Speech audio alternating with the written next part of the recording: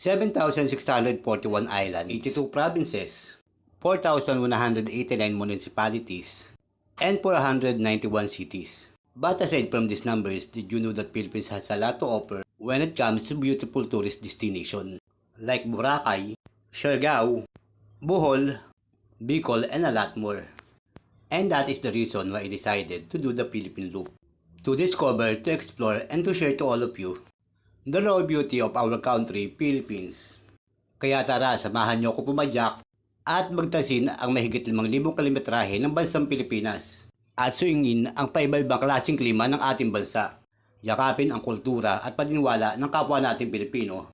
Tikman ang pagkaing ipinagmamalaki ng bawat probinsya at mahalin ang sariling atin. Kaya tara, samahan niyo ako maglakbay at mamasyal sa bini at ganda sa mga isla pantropiko ng ating bansa. Luzon, Visayas at Mindanao. Ako si Reynaldo Ingrupula, Batang Pasig, anak ng Pasig. At ito ang aking Philippine Loop Adventure.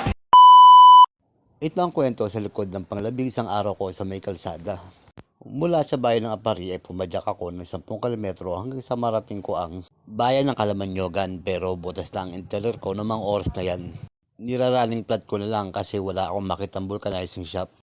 At nung may madaan na nga akong vulcanizing shop, sinunggaban ko ng pagkakataon para maipaayos ang aking gulong.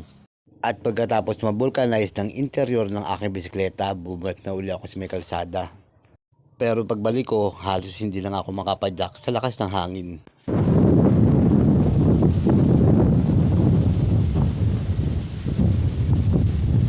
At maririnig nga sa video ang pagsayo ng mga dahon sa lakas ng hangin. Pero no choice ako, kailangan ko talaga bumalik na sa Taana kasi may mga lugar doon na gusto ko talagang puntahan. Kaya kailangan kong tiisin ang 90 kilometers na padyakan.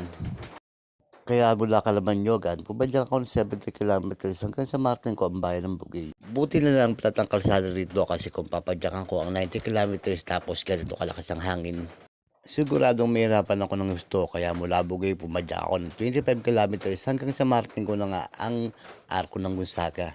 At mula Arco ng Gonzaga, 30 kilometers pa ang talakbo ko hanggang sa Martin ko na nga ang pinakahuling arko ng North Luzon, ang bayan ng Santa Ana. At mula sa Arco ng Santa Ana, 10 kilometers pa ang talakbo ko hanggang sa Martin ko na nga ang pinakasentro ng kanilang bayan. Pero aksidente ko nakita ang kasama ko noon sa trabaho. Nakasalukuyang gumagala din dito sa bayan ng Santa Ana. Kaya imbis na matutulog ako sa bahay nila Kuya Chang, iba ang nangyari. Sinamahan ko na lang ang kasamahan ko na matulog sa terminal ng Florida. At yan ang kwento sa likod ng panglabing-isang araw ko sa kalsada. Maraming salamat sa panonood and God bless.